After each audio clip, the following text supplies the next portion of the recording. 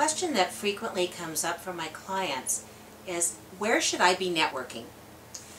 And I believe a three-pronged approach is very effective.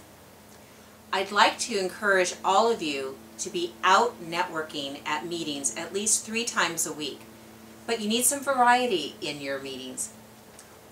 First and foremost, find a professional association of your peers where you can both attend, learn, and be known as an expert. One of the ways you can be known as an expert is by speaking, volunteering, perhaps participating in a newsletter if there is a newsletter for the group, or a blog where people can see how you think. The second place that I think is very, very critical is follow your heart. Something that you believe in, a cause where you want to volunteer your time and your expertise to help that organization and the constituents that they serve. Again, you're building relationships, which are so critical. I will tell you that one of the best things I ever did in my career, I was part of the Leadership Sonoma County, or actually Sonoma Valley program. And the people that I met in that year-long program, I'm still friends with almost everybody who still lives here, and we've done business together. We know that we can call on each other when there is a crisis, whether there is a question, anything. We built such strong relationships as we were learning about our own community. It made such a big difference. And almost every project that has occurred in the Valley since the inception of the leadership program, I can tell you that there are at least 3, 5, 10 people who are alumni who participated in getting those projects accomplished, including the Teen Center, the Boys and Girls Club. It just goes on and on. These are the movers and shakers. So putting your time into an effort where you're learning and growing and being part of the community is really, really critical. And volunteering. Volunteering beyond something that's just business related. I have friends who volunteer for their churches. They might be volunteering as mentors. All of those activities count as your networking activities for the week. You're going to be learning new things, meeting different people, and the whole point is to expand your network, build relationships, and to learn. You want to be seen as an expert? Then volunteer your expertise. Do you want to be learning? Then find out where there are groups where you can polish your professional skills. For instance, I'm a member of the Bay Area Consultants Network, and many of you who are watching this video will be seeing me as a presenter.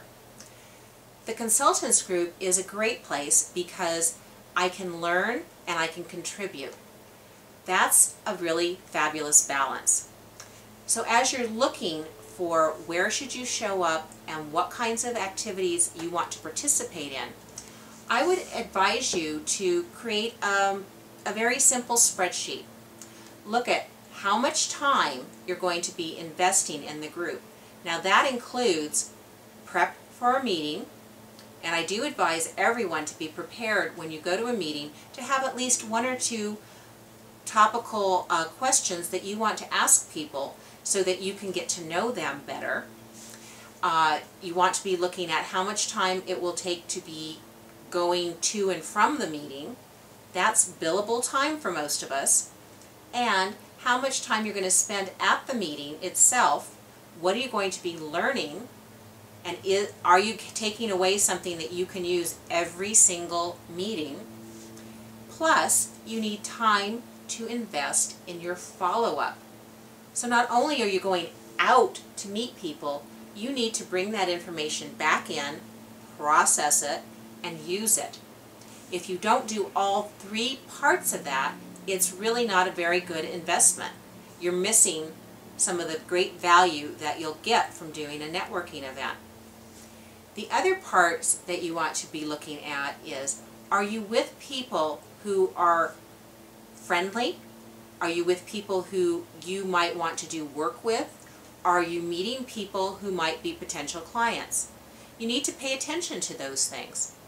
Now, if you're in a volunteer organization, the criteria is a little bit different, but nonetheless, you do need to look at, are you getting out of it what you want to be getting out of it? Are you able to contribute in a way that's meaningful to you?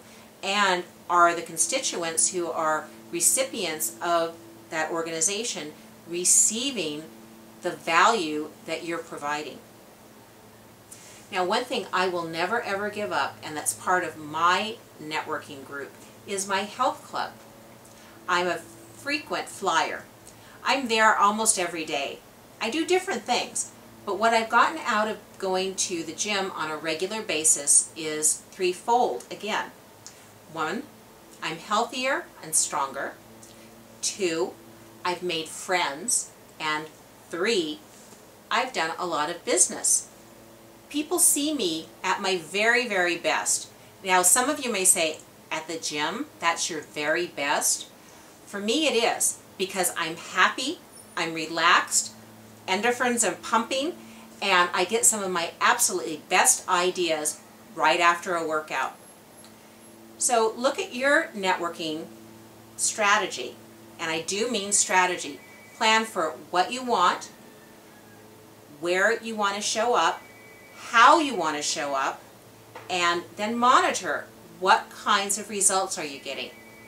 If you go to no fewer than 3 networking events every week, your business will grow.